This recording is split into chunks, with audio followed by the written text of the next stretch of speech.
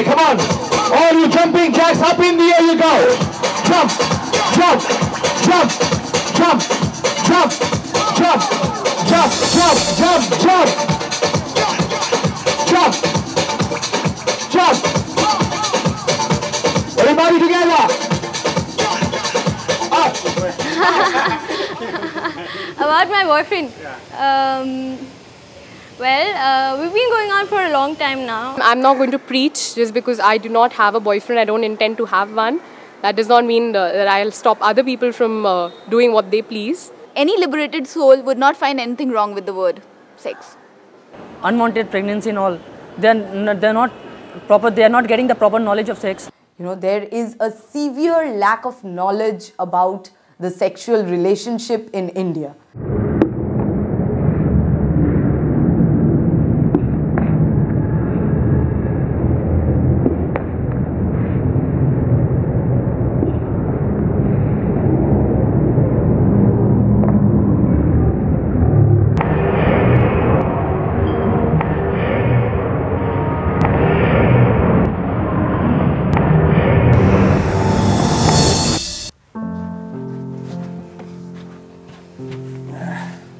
So, are you comfortable? Yes. Let's go for the tech. Okay. Tell something about your incident. My name is Reema. Well, Rohit was my boyfriend. We had an affair for 1.5 years. For me, having a boyfriend is good. I can talk, I can share my feelings or something that I can't share with my parents or close friends.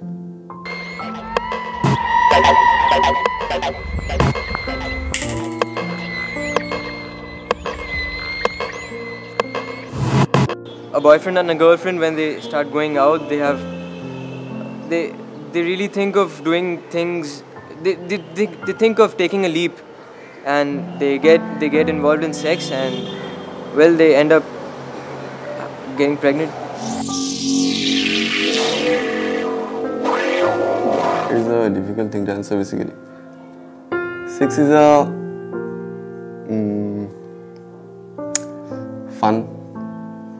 It's the level of physical intimacy between a boy and a girl. When a boy and a girl get into a relationship, it's how they describe it in a physical sense actually. Something that brings you together.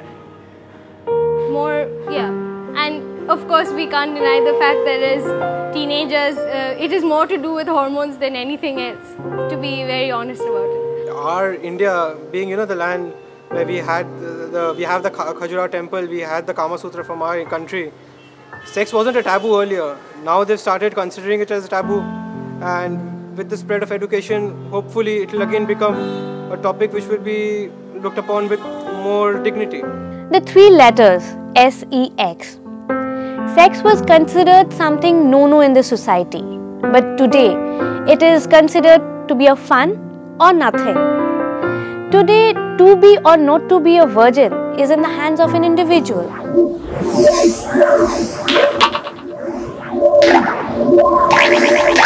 I think still in India, it's very much in vogue that people who are virgin, they are considered to be very good people.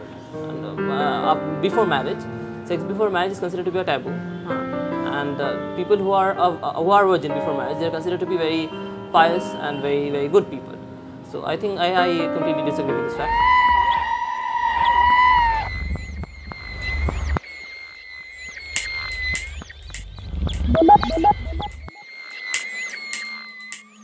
I lose my virginity at around when I was class 8. In India, we had made a survey, and the survey came up from our National Institute of Health and Family Welfare. And according to that survey report, I can quote you, that 1/3 to 1/4 of the teenagers, they just experienced premarital sex.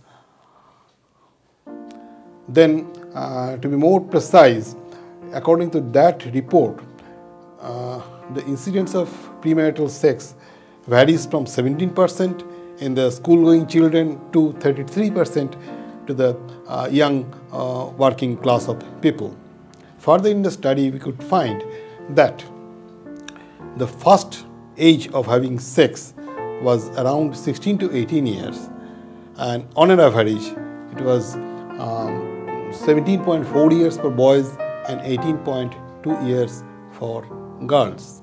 Further, we had also inquired regarding the frequency of having sex, and it was observed that 60% of the respondents, they just intimated us that 60% of those who had sex, or rather premarital sex, they had it rather infrequently. On the contrary, 14% reported of having it very frequently.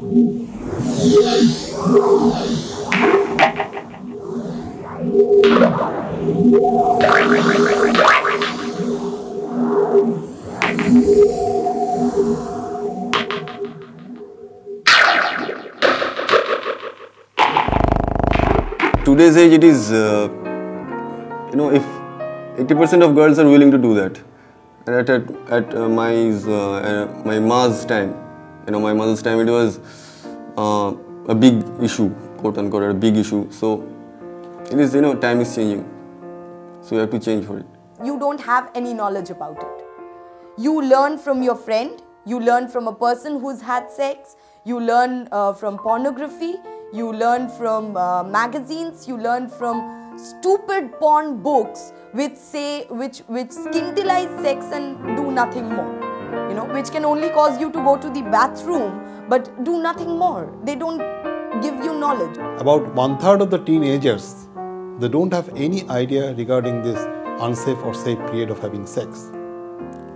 In fact, they have their idea, most of the people, they believe that the most safe period is the middle part of the cycle.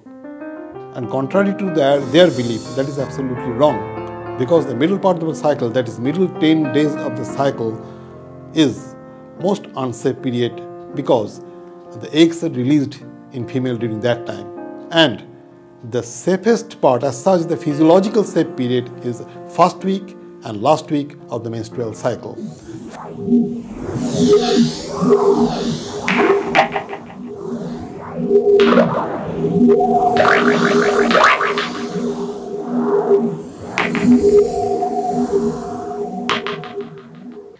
I think today virginity is not an issue to get a good husband or a wife.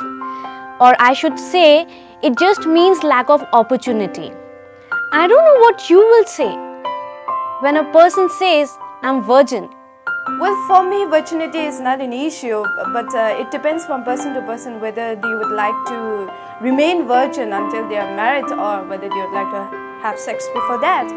So it depends on the individual.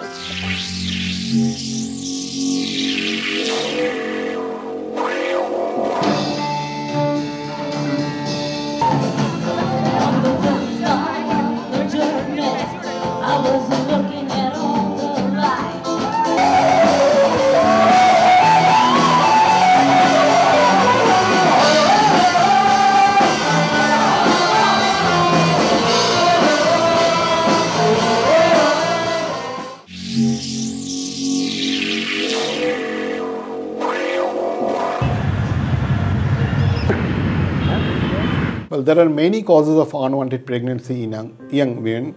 First, the teenage girls are under tremendous pressure of having sex from their boyfriends. It is considered as a symbol of love, and often this sexual relationship is being undertaken in the most unsafe period. Secondly, lack of correct knowledge regarding safe period in the teenagers, which I have mentioned earlier, and what she believes is absolutely wrong. Thirdly, failure of contraception. They often take some or other hormonal preparation very irregularly or improperly because they are available in the over the counter, and many indigenous preparations are also available in the market that are easily available, they are cheap, and they are being taken in a very inappropriate manner and with the very wrong advice of the shopkeepers, the quacks, non-medical personnel, and so on. Fourthly, improper use of condoms. I have seen most of the boys, they don't know how to use the condoms. That is one of the reasons. Fifth, that is false assurance of marriage as given by their boyfriends, and then they just assure that they are going to have a marriage, happy married life, happy social life and so on, and they just leave the girl of her own. So this is a very important area. And then failure to have medical termination of pregnancy in proper time.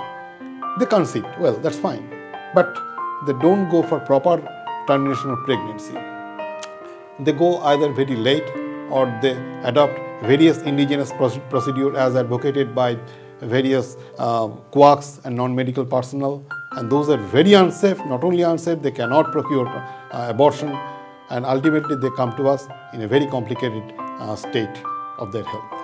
And last but not the least is the rape, that is the criminal offense. That is one of the important causes of unwanted pregnancy. I always insist on protected sex, but one day it just went beyond. I could not believe that I was pregnant. When I informed my boyfriend, he asked me to go for an abortion. I was not in a position to accept the word abortion or something like this from Rohit. The consequences of unprotected sex are twofold. One is physical, the other one is psychological. So far physical part is concerned, there are two areas. One is having unwanted pregnancy due to unprotected sex, and the other one is affection of sexually transmitted diseases including AIDS. The other point is a psychological part. A lot of psychological breakdown occurs and a sense of guilt consciousness appear in those people who have this premarital sex. It affects the studies, works and everything in a very adverse way. I did not want to go for an abortion. You know, it was the time when I really did not know what to do. I was totally lost. It is not wrong for two people to enjoy and give each other bodily pleasure, but provided they know that what they are going in for, provided they are ready, provided the girl is independent enough to say that even if this guy dumps me, even if this guy says that I never knew this girl, I'm going to take care of the child. When they come to us, we just assess the case properly, whether first of all their desire, I mean the indication of termination of pregnancy is justified or not, number one. Secondly, we just assess the case, whether that in that case termination is possible or not, so far medical and legal implications are there. If those are okay, then we take appropriate consent and put them up for termination of pregnancy. And then this should be kept in mind that termination of pregnancy is as such, it looks like a very simple procedure, but it is not that. It can lead to very grave consequences to a girl if it is not done properly in proper way. So best time of termination of pregnancy is the first 8 weeks of pregnancy, where it can be done easily. And even nowadays, proper medicines are available in India in our market. Those are not very costly, and with those medicines only termination is possible if the pregnancy is less than 49 days. So if the girl report to us just after missing the period, we just check whether it is really pregnancy or not by doing one simple urine test. We can do an ultrasonography if it is possible, and we just advise a course of medicine of 2 days only, by which termination will be possible.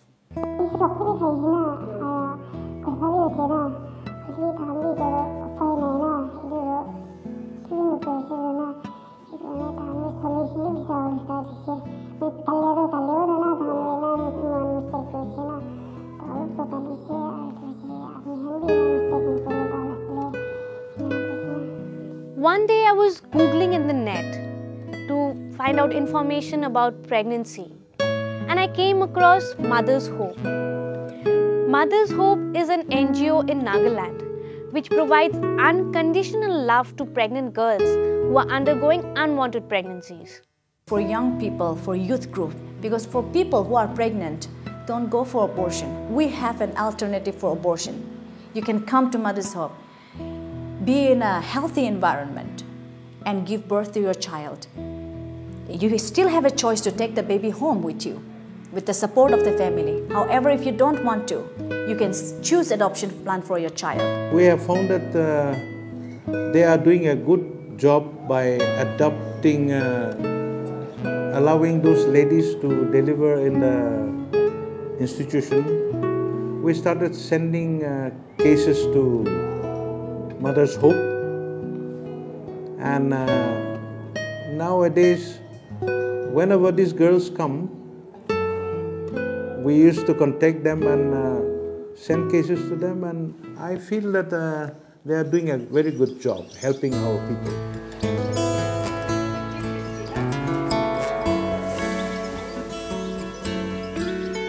There is no fault of the child at all. The child never asked to be born in the first place. I am totally against abortion, and I believe that it depends on a person's choice. However, when a mother can take her own child's life, I don't think we have any other words to say to people who kill. When you can kill your own child, how can you say to somebody that? I found out that in 2001, in January when I did the survey, there was 556 abortions in 6 nursing homes in one single month. So if that's the case in 6 nursing homes, 556 abortions in 1 month, what can you expect from the rest 108? The abortion rate is very high. And the abortions that were done were mostly 70% of the abortions were done by unmarried girls, and the rest were done by married couples. Among all these cases that we have handled, 70% of the girls who comes to us are date raped. They are raped by their own boyfriends when they are out on a date. The other 20% are, I would say, incest.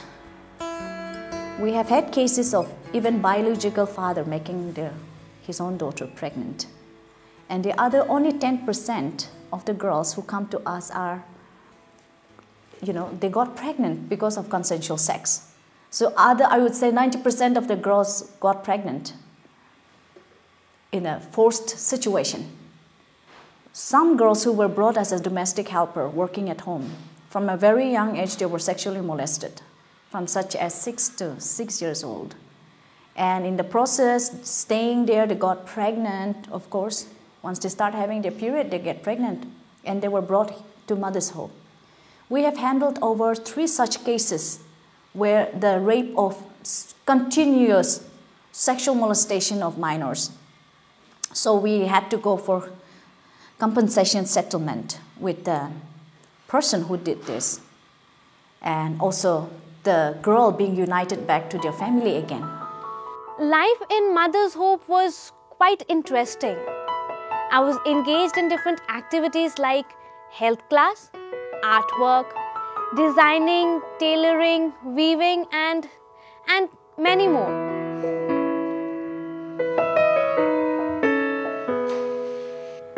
So far within this period of time, 5.5 years time, we have helped over 177 pregnant girls from ages 12 to 19 years mostly, and very few in their early 20s who have lived with us throughout their pregnancies. Some of them have taken the baby home with them.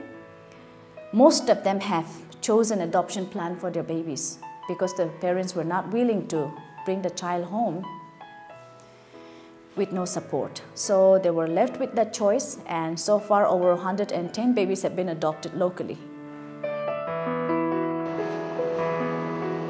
As days passed, I gave birth to a healthy girl child. So, what did you do with the baby? I'm sorry, this is very personal. We have had a case where the parents decided that they were not going to take the baby. So, after they gave birth, it was a baby girl. We brought the baby out, and of course, as it's like a tradition here, we let the grandfather hold the baby for the last time, and the mother too, the birth mother too. We had already signed the papers, and I said, okay, we'll pray together. And after we prayed together, I said, you can put the baby back in the cradle. And as the grandfather went to put the baby in the cradle, the baby started crying. So the grandfather picked the baby up again, and the baby stopped crying. After some time, he tried to put the baby down. Again, the baby is crying so loudly. This happened for, more than 3 times. And by this time, I'm crying. The birth mother is crying. The grandfather is crying. The baby is crying. I would say we had a room full of crying people. And then the grandfather picked the baby up and told me, can I keep this baby? I said, of course, you're most welcome to take the baby home.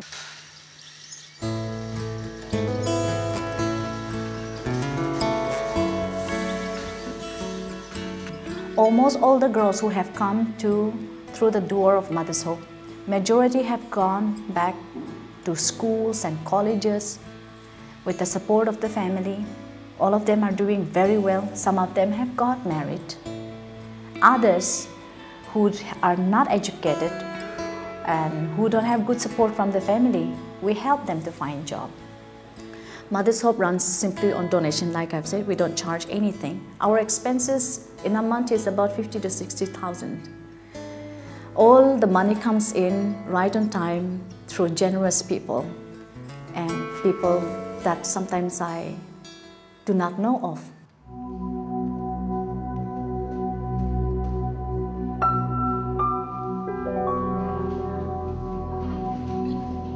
Mother's Hope is open to any kind of girl who needs help. We have girls coming from South India as well as Nepal, from Burma, and from Siliguri, from Assam, all over India. And we welcome anyone who comes who needs our help, only on the condition that the girl should be brought to Mother's Hope either by the father or the mother. Without the knowledge of the parents, we don't keep the girls, because we believe in family values, and a crisis like this cannot be hidden from the family. The father and mother has every right to know. There is a definite term we have in our obstetrics which is called high-risk pregnancy group, and the number 1 area is teenage pregnancy. That means teenage group, or rather teenage pregnancy, is a very high-risk group of pregnancy, and they are supposed to have more problems, more complications during the entire period of pregnancy and labor. Now coming back to this teenage area, teenage girls, they usually suffer from anemia. That means diminished amount of hemoglobin in blood. It has got its own complications.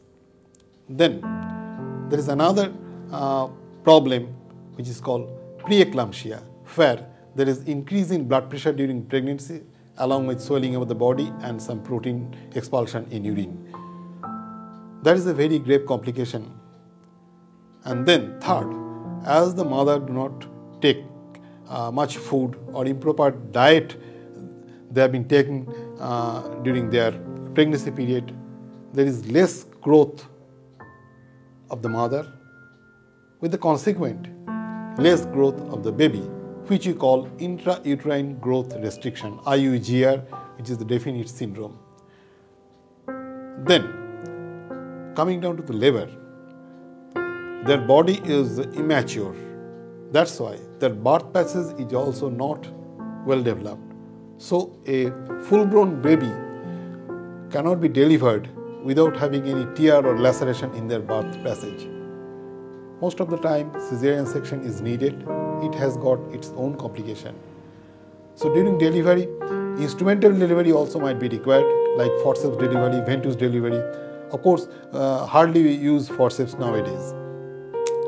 Then postpartum hemorrhage, that means increased bleeding after the birth of the baby. That is also a very great complication of these teenage girls. And last but not the least is that these teenagers, they are psychologically not that much mature to accept the usual problems or ailments of pregnancy, and most importantly, the labor pain.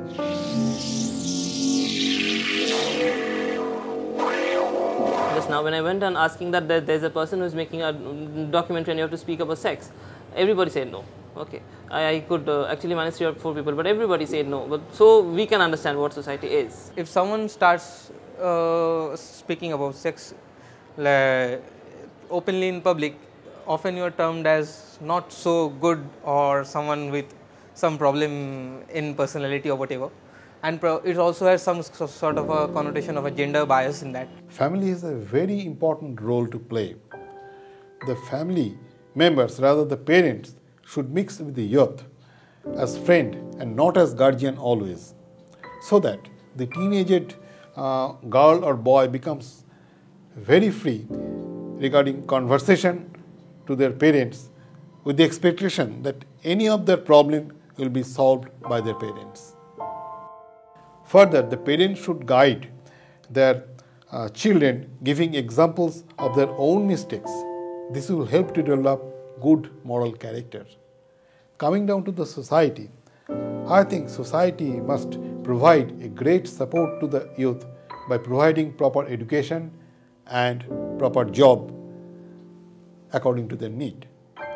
Society should give shelter to any person who is in distress, whatever may be the cause of that distress, in a scientific manner and not just following some myth or religion misbeliefs. And lastly comes the educational institution. This is the place where the young people pass most of their time. So, the environment and the educational curriculum should be such that these can give them proper idea in their life. They must gain some knowledge so that they can give proper judgment to any of their decision.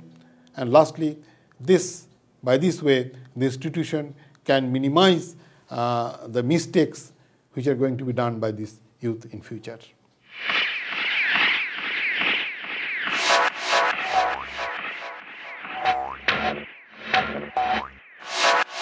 Like a fire needs a spark, like a pool in the dark. For me, it doesn't really matter whether he should be a virgin or he shouldn't be, because I will never get to know from birth that this person is going to be my husband, so I cannot control him from birth. So it doesn't really matter, and the past doesn't matter. What matters most is the present, and should be faithful, that's it.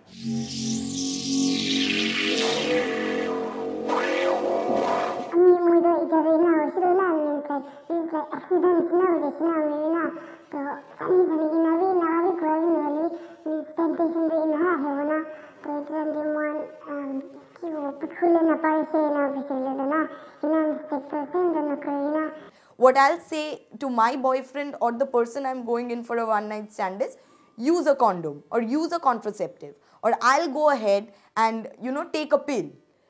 But the basic idea, behind it, that if I'm making love to this person, I have to take on responsibility. I cannot go in for an abortion because it will cause harm to my own body. Leave aside the child. We are all selfish. Let's think about ourselves. It's going to cause harm to my body. I can die.